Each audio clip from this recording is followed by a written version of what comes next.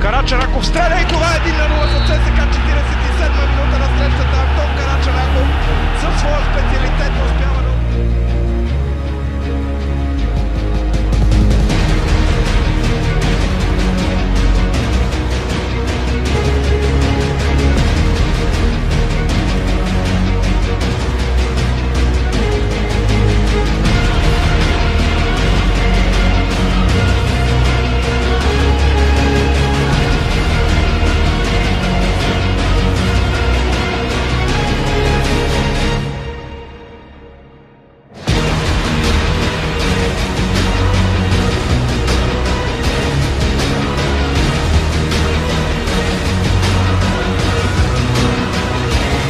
Карачанаков играе с топката.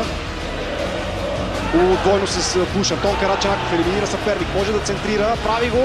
Хубаво подаване на Антон Карачанаков и 2-0 за ЦСКА в 55-та минута. Червените нанасят своя удар.